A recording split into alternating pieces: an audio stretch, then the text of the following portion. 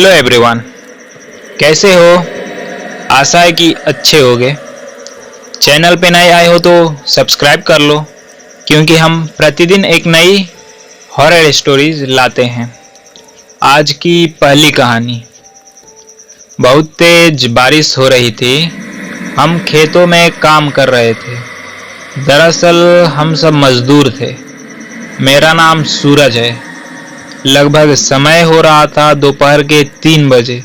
हम सबको एक बहुत बड़े खेत को धान रोपना था।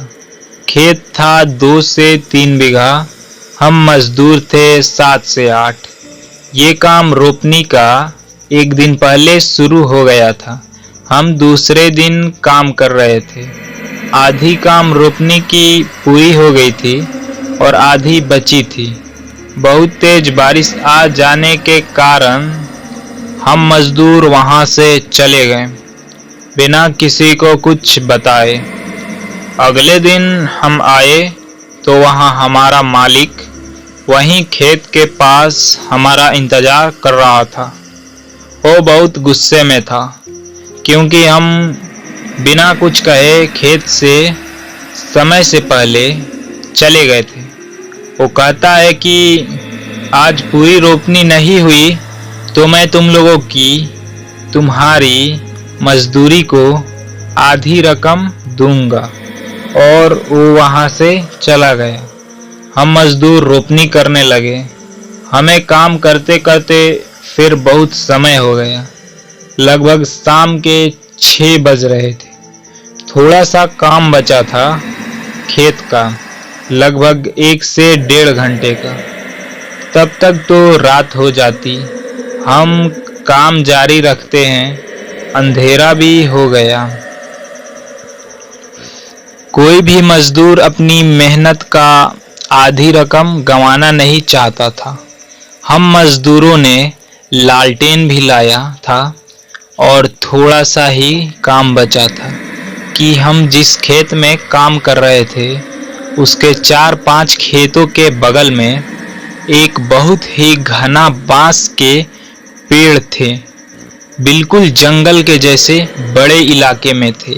वहीं हमने क्या देखा, हमारे ग्रुप का एक मजदूर उसी बांस के तरफ चला जा रहा था।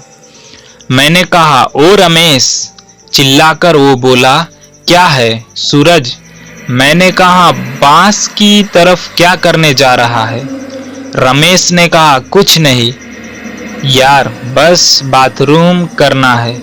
मैंने कहा, ठीक है, जल्दी आ जाओ। लगभग 30 से 40 मिनट हो गए थे। हमारा काम भी खत्म हो गया, लेकिन तभी मुझे रमेश याद आया। वो अभी तक बांस के तरफ से नहीं आया था।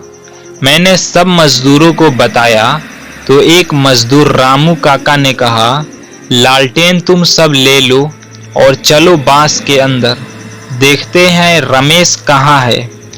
हम सब रामू काका के साथ बांस के अंदर जाते हैं। बहुत ढूंढने पर भी वो नहीं मिल रहा था। तभी हम मजदूर को लाश दिखती है जिसके चिथड़े को नोच लिया गया था। बहुत बुरी तरह उसकी शक्ल खून से लथपथ थी। वो पहचान नहीं आ रहा था। रामू काका ने अपने गमछे से उसका मुंह पोंछा तो रमेश ही था। पूरे मुंह की भी सूरत डरावनी हो गई थी। उसकी सब मजदूर दहशत में थे ये सब देखकर। मैंने कहा, रामू काका, इसे किसी जंगली जानवर ने मार दिया है क्या? रामू काका ने कहा, नहीं, और बोले, अब यहाँ से तुम सब भी चलो, नहीं तो हमारा भी यही हाल होगा। सब मजदूर डरे हुए थे। रामू काका की बात सुनकर सभी मजदूर घर की तरफ दौड़ने लगे। रामू काका ने कहा, अब तुम भी चलो, नहीं तो हम दोनों भी मारे जा सकते हैं। हम दोनों भी घर की तरफ आते हैं। घर पहुंचते ही मैंने रामू काका से कहा, आप ऐसा क्यों कह रहे थे कि रमेश को किसी जंगली जानवर ने नहीं मारा? और हमें घर ले आए, इसलिए क्योंकि हमारा हाल भी उसके जैसा हो सकता था। रामू काका ने कहा, उसके शरीर का भाग अलग अलग जगहों पे था और उसका कोई भी भाग शरीर का गायब नहीं था, आसपास ही था। अगर कोई जानवर होता तो उसे खा लेता। इतने चिधड़े कोई जानवर तो नहीं कर सकता था। तभी मुझे शक हुआ, कहीं वो वही तो बांस के खतरनाक मायावी आत्माएं तो नहीं है। मैंने कहा, कौन सी मायावी आत्माएं? रामू काका ने कहा, मैं जब तुम्हारी उम्र का था तो मेरा एक बहुत पक्का दोस्त था जिसका नाम रूपेश था। वो भी किसी काम से ही उस बांस में रात के वक्त गया था। तभी से वो आज तक कभी नजर नहीं आया। हम अक्सर रात को 12 से 3 बजे के आसपास दूर से उस बांस के अंदर डरावनी आवाजें सुनाई पड़ती थी। वो अचानक आवाजें बंद हो गई। बहुत समय बीत गया, कुछ भी गलत नहीं हुआ। आज वो आत्माएं ही थी जो रमेश को इतनी बुरी तरह से मारा। तभी मैं वहां समझा था कि बांस में रमेश को मायावी आत्माओं ने मारा है। रामू काका की ये बात सुनकर मुझे अजीब सा डर लगने लगा। मैंने कहा, उसकी लाश क्या हम ला सकते हैं? रामू काका ने कहा, हाँ ला सकते हैं, पर दिन में अभी लाने का सोचना भी मत। हम लोग अगले दिन का इंतजार करते हैं। अगला दिन भी आता है, हम रमेश की लाश लेने जाते हैं तो देखते क्या है कि वहां ना रमेश था और ना ही उसके चिधड़े। रामू काका ने कहा, चलो, लगता है आत्माओं ने उसकी लाश को ले गए हैं अपने साथ। हम अपने घर आते हैं और अक्सर उस बांस की तरफ से गुजरते हैं, पर रात को नहीं, दिन को भी उस बांस के तरफ से गुजरते वक्त एक अजीब सा डर लगने लगता है। चलिए चलते हैं अगली कहानी की तरफ। एक रात मैं अपने 2 दोस्तों अंकित और राजू के साथ रात को बाइक पर घूम रहा था। तभी मेरे एक दोस्त ने मुझसे विक्टोरिया अस्पताल वाले रास्ते से चलने को कहा। हम में से कोई भी ज़्यादा भूत प्रेतों पर विश्वास नहीं करते थे और हमने उस रास्ते से जाने का पक्का किया। उस समय रात के 10 बज चुके थे। हम तीनों ने ये बात अपने परिवार वालों को नहीं बताने का वादा किया और उस रास्ते पर निकल पड़े। जैसे ही हम उस रास्ते से निकले, रास्ते पर रेत होने की वजह से हमारी बाइक फिसल गई और हम तीनों धड़ाम से बाइक से दूर गिर गए। गनीमत थी कि हम लोगों को कोई चोट नहीं आई थी। बाइक चला रहे मेरे दोस्त अंकित ने बोला कि उसका बैलेंस तो बराबर था, फिर ये बाइक कैसे फिसल गई। हालांकि वो थोड़ा डर गया था। तो मेरे दूसरे मित्र राजू ने बाइक चलाने को कहा। अब राजू बाइक चला रहा था। हम 5 किलोमीटर ही चले थे कि अचानक हमारी गाड़ी खराब हो गई और गाड़ी की स्पीड तेज होने से गाड़ी इस बार फिर पिछली बार से भी दूर तक फिसलती गई। इस बार हमें कोहनियों और घुटनों पर थोड़ी चोट आई थी। अंकित फिर से बोला कि इस जगह में जरूर कोई गड़बड़ है, हम वापस उल्टे चलते हैं। लेकिन मैंने और राजू ने उसकी बात नहीं मानी और बाइक उठाकर पैदल चलना शुरू कर दिया। हम थोड़ी दूर ही चले थे कि अचानक किसी लड़की को चीखने की आवाज सुनाई दी। ये सुनकर हम रुक गए और अंकित बोला, यार तुम लोगों को चीखने की आवाज सुनाई दी क्या? हमने उसकी बातों को अनसुना कर कहा कि कोई जानवर की आवाज होगी। 5 मिनट चलने के बाद फिर वही चीख फिर से सुनाई दी। इस बार तो हम दोनों को थोड़ा डर लगने लगा।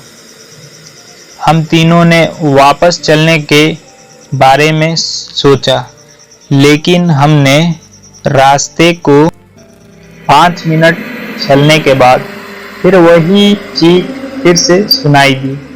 इस बार तो हम दोनों को थोड़ा डर लगने लगा।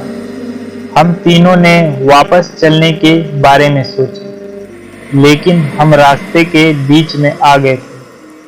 पीछे चलने में 3 किलोमीटर और आगे चलने में 2 किलोमीटर और बाकी थे। हम लोगों ने आगे जाने का सोचा। थोड़ा आगे चलने पर हमें बरगद के पेड़ के नीचे एक औरत दिखाई दी। इतनी रात को अकेली औरत को देखकर हमारे तो रोंगटे खड़े हो गए। हम लोगों ने पीछे मुड़ने का सोचा, तभी वो बुढ़िया औरत चिल्लाई, बेटा रुको, मुझे हाईवे तक का रास्ता बता दो। हमने पूछा कि इतनी रात को आप इस रास्ते से कैसे निकल रही हो? तो उस बुढ़िया औरत ने कहा कि मैं पड़ोस के गांव की रहने वाली और मेरे पास पैसे नहीं है, इसलिए मैं पैदल ही निकल पड़ी। हाईवे के उस पार मेरा गांव है। हमने उस बुढ़िया की बात का विश्वास कर लिया और आगे निकल पड़े।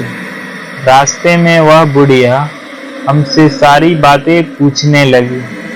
बुढ़िया हम तीनों के पीछे चल रही थी। हम तीनों दोस्त अब अपनी बातें कर रहे थे। तभी राजू बोला कि लो मान जी, आपका रास्ता आ गया। और वो जैसे ही पीछे मुड़ा तो वहां कोई नहीं था। हम तीनों की तो सिट्टी पिट्टी गुल हो गई थी। हम बाइक को धक्का मारते हुए जोर से भागने लगे। भागते भागते अंकित ठोकर खाकर गिर गए और हमें जोर से चीखें सुनाई दी। हमने भी बाइक को वहीं पटक कर अंकित को साथ लेकर दौड़ने लगे और अस्पताल के पास कब्रिस्तान तक पहुंच गए। ये सब घटित होते 12 बज चुकी थी। हम पसीने से तरबतर हो गए थे और कब्रिस्तान पार कर एक मंदिर में रुक गए, क्योंकि अगर बिना बाइक के घर जाते तो जूते पड़ते। इसलिए उस रात मंदिर में रुक गए और सुबह होते ही बाइक लेकर अपने अपने घर आ गए। और घर वालों को दोस्त यहाँ रुकने का बहाना बना दिया। उस रात के बाद से हम उस रास्ते से कभी नहीं गए। मुझे आज भी सपनों में वो भूतिया बुढ़िया और चीखने की आवाजें आती हैं। आज की तीसरी कहानी। ये घटना तब की है जब वो कॉलेज में MSc की पढ़ाई कर रही थी। वो उस समय वहाँ के गर्ल्स हॉस्टल में ही रहा करती थी। परीक्षा से पहले वो और उनकी कुछ सहेलियां लाइब्रेरी में पढ़ाई कर रही थी। पढ़ाई करते हुए रात के 12:30 हो चुके थे।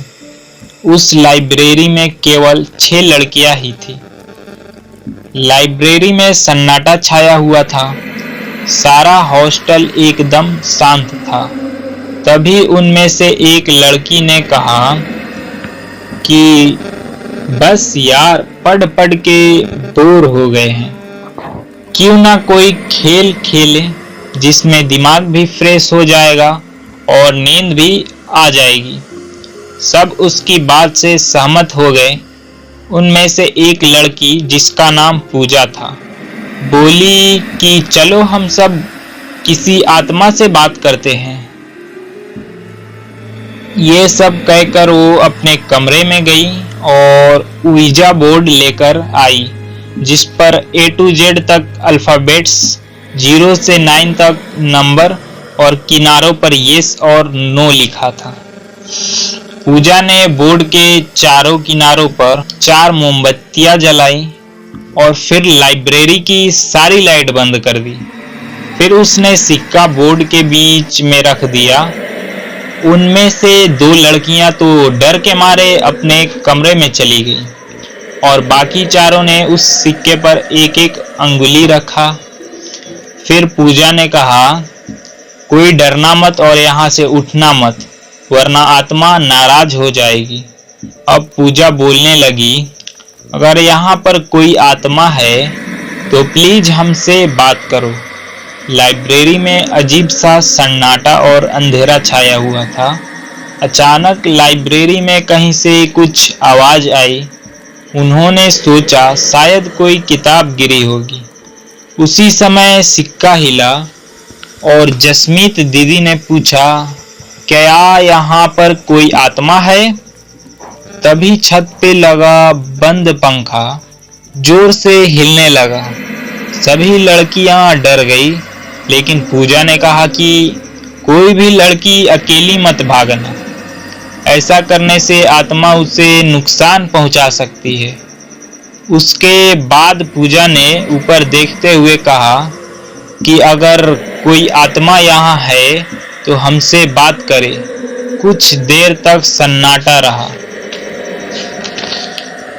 और अचानक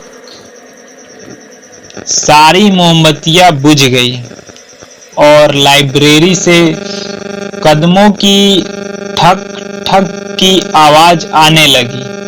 सभी लड़कियां डर के मारे भाग गई, लेकिन जसमीत दीदी पीछे रह गई और उनसे दरवाजा नहीं खुल रहा था।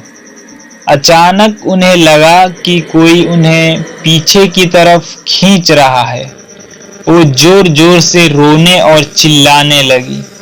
उनकी आवाज सुनकर हॉस्टल की सारी लड़कियां जाग गई और उठकर लाइब्रेरी की तरफ दौड़ी। हॉस्टल वार्डन और सभी लड़कियों ने मिलकर दरवाजा खोला और दीदी को बाहर निकाला। इस घटना के बाद उन्हें आज भी लाइब्रेरी के डरावने सपने